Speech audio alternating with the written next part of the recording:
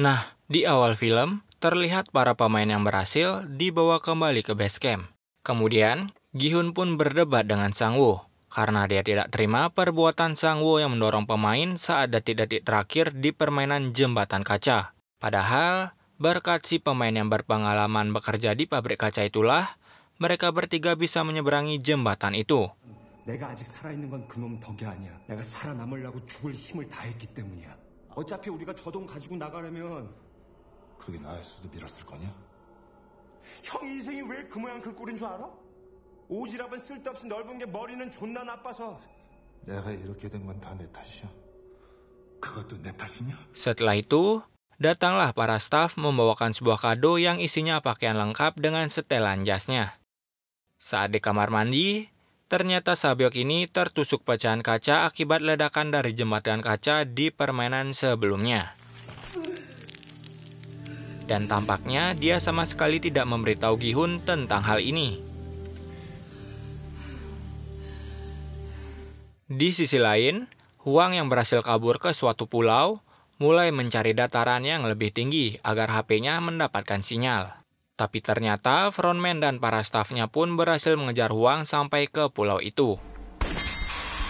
Saat mendapatkan sinyal, Hwang pun mulai menelpon kepala kepolisian untuk meminta bantuan dan mengirimkan bukti-bukti yang dia dapat.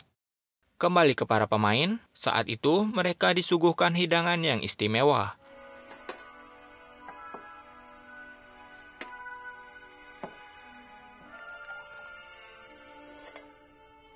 Gi-hun dan Sang-woo pun makan seperti orang yang sangat kelaparan, sementara Sabyok terlihat makan sambil menahan rasa sakit akibat luka di perutnya.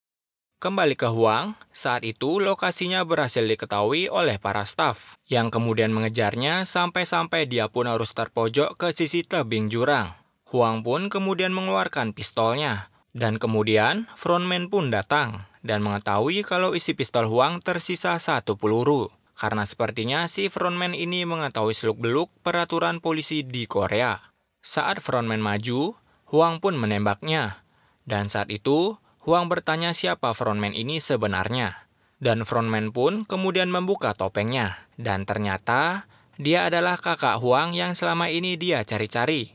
Si frontman ini sebenarnya sempat mengajak Hwang untuk kembali bersamanya. Tapi Hwang yang menolak bergabung bersama aliran sesat, dia pun ditembak oleh frontman dan jatuh ke jurang.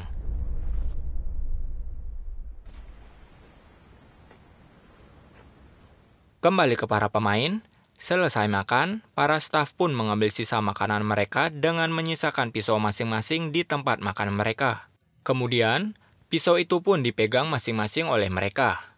Saat itu, Gi-hun pun menghampiri Sabyok dan mulai bercerita apa yang akan dilakukan setelah mendapatkan uang sebanyak itu. Dan Gi-hun pun bilang kalau dia akan melunasi hutang-hutangnya lebih dulu. Sementara Sabyok menggunakan uang itu untuk membeli rumah agar hidup bahagia bersama adik dan ibunya. Tapi kemudian Sabyok pun menyuruh Gi-hun untuk berjanji menjaga adiknya jika berhasil keluar dari sini hidup-hidup. Tapi pembicaraan itu pun dipotong oleh Gi-hun, yang saat itu hilaf ingin membunuh Sang-woo yang ketiduran. Tapi dia dihentikan oleh Sabyok karena dia tahu Gi-hun bukan tipe orang seperti itu. Yang kemudian, Sabyok pun mulai kesakitan. Dan oleh karena itu, Gi-hun pun mengetahui luka di perut Sabyok. Melihat luka itu, Gi-hun pun langsung menggedor-gedor pintu dan berteriak untuk meminta bantuan. Tapi bukannya bantuan yang didapat, melainkan staf di tempat itu membawakan peti mati. Ternyata saat Gi-hun meminta bantuan, Sang-woo dengan santuy telah menggorok leher Sabyok.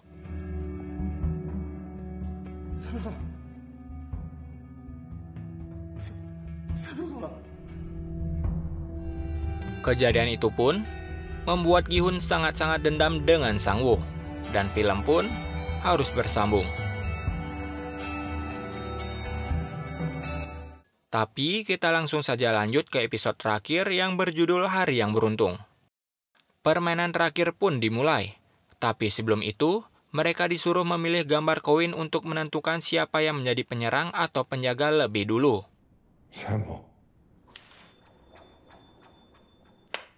Gi-hun yang saat itu memilih gambar segitiga pun meminta untuk menjadi penyerang lebih dulu.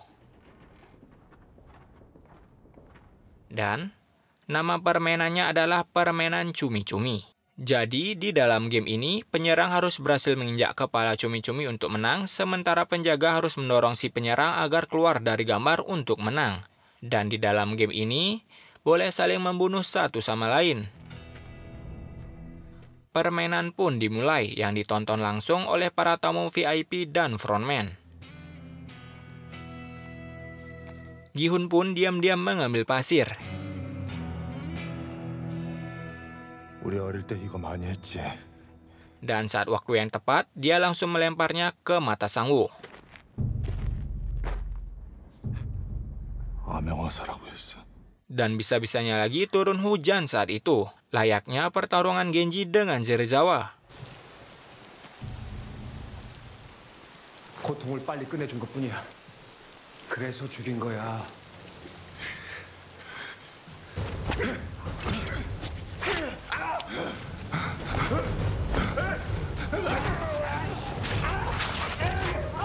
Sang-woo pun sempat unggul dengan menusuk kaki dan perut Gi-hun.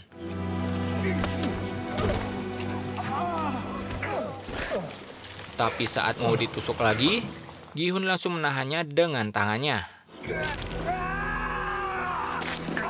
Gi-hun pun berhasil membalikkan keadaan, dan kalian pasti ngilu lihat ini.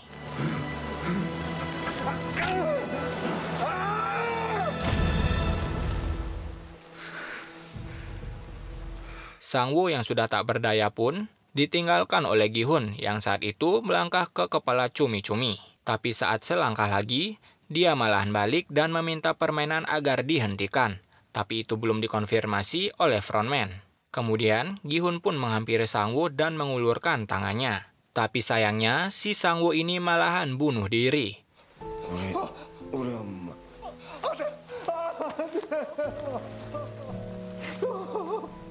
Dan Gi-hun pun keluar menjadi pemenang.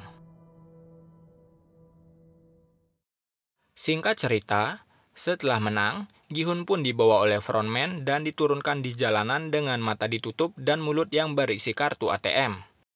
Dan saat di ATM, Gi-hun pun menarik beberapa uang dan kaget melihat saldonya. Saat perjalanan pulang, Gi-hun pun diberitahu oleh ibu Sang-woo kalau ibu si Gi-hun ini sakit dan sudah 2 hari tidak berjualan.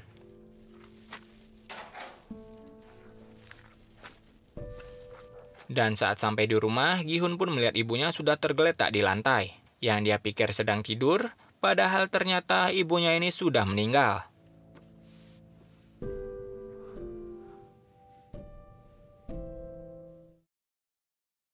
Satu tahun kemudian, terlihat Gi-hun yang berewokan seperti pendekar pedang di film-film yang saat itu datang menemui undangan dari Pak Direktur Bank karena sudah cukup lama uangnya mengendap di bank dan tidak digunakan sama sekali. 무슨 말을? 고객님 같은 VIP 분들을 위해서 Gi-hun yang mulai kepanasan melihat kebacotan dari Pak Direktur pun memutuskan untuk pergi dan bersantui ria di pinggir laut. Kemudian datanglah ibu-ibu penjual bunga yang memintanya untuk membeli bunganya. Dan di dalam bunga itu ternyata terdapat kartu undangan dengan logo Squid Game yang menyuruh Gi-hun untuk datang ke gedung Sky lantai 7 dari Ganbu. Gi-hun pun langsung datang ke tempat itu. Dan saat di lokasi, ternyata orang yang mengirim kartu itu adalah si kakek-kakek santuy yang ternyata tidak mati saat permainan kelereng. Dan lebih ternyata lagi, si kakek ini ternyata pemilik dari tempat permainan itu. Di mana alasannya dia melakukan itu karena dia bersama para kliennya, yaitu para tamu VIP, sudah bosan hidup dengan banyak uang. Maka dari itu, dia dan para kliennya memutuskan untuk membuat permainan psikopat. Dan di samping itu juga dia ikut bermain karena dia ingin merasakan kesenangan bermain permainan zaman kecil dulu, sebelum akhirnya dia sendiri harus meninggal. Dan saat jam 12 tepat, candlestick trading saham pun menurun, yang artinya si kakek santuy ini telah meninggal. Beberapa hari kemudian, setelah keluar dari salon, Gi-hun pun bukan lagi seorang pendekar pedang dengan kumis brewoknya, melainkan seorang jamet kuproy dengan warna rambut merahnya. Kemudian, Gi-hun pun datang ke panti asuhan untuk mencari adik Sabyok dan membawanya untuk dititipkan ke ibu Sang-woo.